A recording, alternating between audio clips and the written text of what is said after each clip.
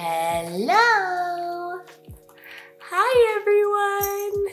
Welcome to my kitten playpen. This is Softy. This is Squish. This is Snuggy. And here's Skip. Fostering kittens is my biggest passion, and I've been doing it for so long now, but this all started for me 14 years ago when I found a little kitten named Coco. Coco is now 14 years old, and she's my beloved cat, and she has cancer, so she's going through chemotherapy. As a foster parent to kittens who are often sick or have some kind of medical condition, this has made fostering pretty complicated. Chemotherapy suppresses the immune system, so it makes patients like Coco much more vulnerable to infections and to the viruses that they're exposed to. And that means I have to be a lot more careful about how I foster. I feel a huge responsibility to foster, but I also feel a huge responsibility to my beloved cat. So in this video, I'm going to talk to you about what it's like to foster when you have a cat whose immune system is compromised. And I'm going to give you 3 options that you can take if you are a foster parent whose cat is medically vulnerable. Now, before I begin, I just want to say this video is not intended to scare you away from fostering. If you have a healthy adult cat who is fully vaccinated, please, I encourage you, foster kittens, go to your local shelter, tell them you want to help, and hey, I have lots of videos and webinars to teach you all about how to do that. But this video is specifically about fostering when you have high-risk cats at home. Your cat could be high risk for a lot of different reasons. Maybe they're going through chemotherapy like Coco. Maybe they have FIV, which is feline immunodeficiency virus. They could have leukemia, or they could be on immunosuppressive drugs. And just like in humans, the more elderly a cat is, the more weakened their immune system might be. So they're at higher risk when they're exposed to transmissible illness. That's why we don't want to bring sneezing, snotty children around our ill great-grandmother, right? Same thing. We don't want to bring, potentially sick or obviously sick kittens around our precious medically vulnerable cats. Yes, Coco, I did just compare you to a great-grandma. Sorry, girl. So if you find yourself in this situation, here are 3 options. The first option is take a break.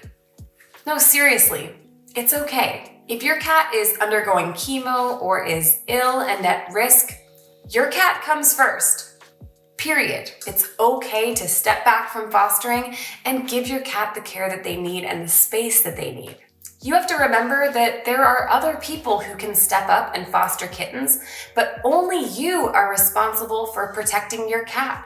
So you have to be there for your cat in this moment, and it is okay to step back. It is okay to step into your role as the protector of your cat, even if that means taking a break. Truly, it's okay. I promise you, it's okay. But if you're like me and you're like, there's no way I'm gonna stop fostering, then there are things you can do to reduce the risk. So option number 2 would be co-fostering or taking in post-quarantined kittens. This is something I've really leaned on in the past year, is taking in kittens who have already undergone their quarantine period. In fact, these 4 kittens who you see with me are new to me, but they were previously being fostered by my friends at Kitten Rescue Life. The reason that this matters so much is because during those first couple weeks after being rescued, it's really common for kittens to suddenly pop with disease. Like they could all of a sudden have calicivirus or panleukopenia, something that can easily spread to your immune suppressed cat. Now, obviously, we want to reduce the risk of spreading these diseases to any cat, which is why we always do a 2-week minimum quarantine with kittens. But the fact is that the risk to a healthy, vaccinated adult cat is very different than the risk to a cat like Coco, whose immune system is wiped out right now. So that's why during chemotherapy, I've taken extra precautions by not doing the quarantine part in my own home, like I usually would.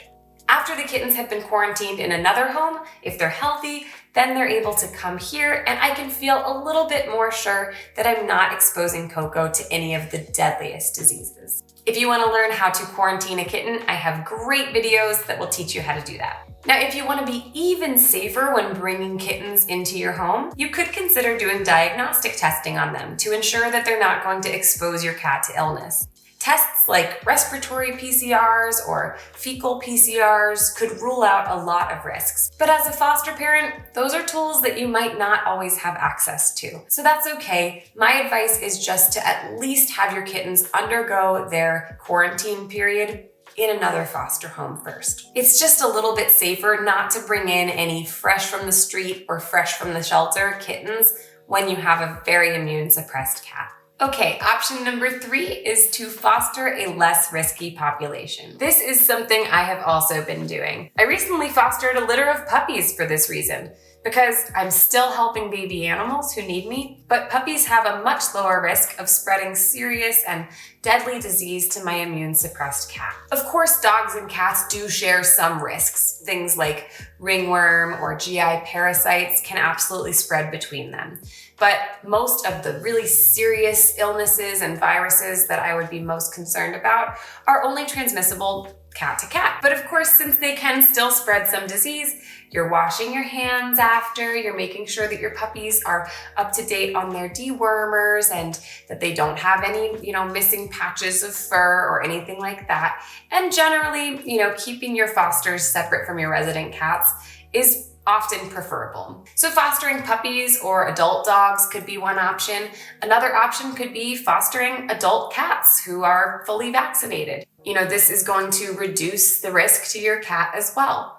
I would probably still recommend having them separate from your cat, at least in the beginning. Of course, every cat is different, but with Coco, I will say it stresses her out to be exposed to other animals sometimes. So even just for the emotional well-being of your cat while undergoing chemotherapy or whatever they are going through, it can be nice to give them some distance from your fosters. So those are really your 3 best and safest options if you are taking care of an immune suppressed cat, is to take a break from fostering, focus on fostering post-quarantined kittens, or focus on fostering a population that's gonna be a little bit lower risk. Of course, you might say, nope, I'm still gonna foster medically vulnerable neonatal kittens. And that's up to you. But if you are going to be bringing home kittens who can put your cat at risk, I highly encourage you to seriously crank up your strict isolation protocol. That means keeping the kittens contained and in a separate room that your cat does not have access to. Tie your hair up, wear gloves, wear a gown, wear special booties, wash your hands, don't touch your phone or even have your phone near you when you're caring for them. Reduce any possibility that this kitten's paws or even their respiratory droplets could end up on any surface that your cat can then touch. Now for me, to be honest, that's not a risk that I am willing to take with Coco right now. She is almost done with chemotherapy and I'm hoping that after that we're gonna be able to get back into the swing of things. But for now, this has been working really well. Focusing on co-fostering or fostering less vulnerable populations helps me feel like I can still make a difference, even if it's not, what you guys are used to seeing me out there taking little sick animals off the street. The reality is that when you're used to caring for sick kittens all the time and then suddenly you can't because your cat is going through an immunosuppressive event, it's complicated. I feel like I'm so used to cranking out kittens that the pressure that I feel both internally and externally is real. Like that pressure is real. And I know a lot of us put that pressure on ourselves. It's important to get these moments right for our cats. My cat is undergoing chemo only for a period of a few months.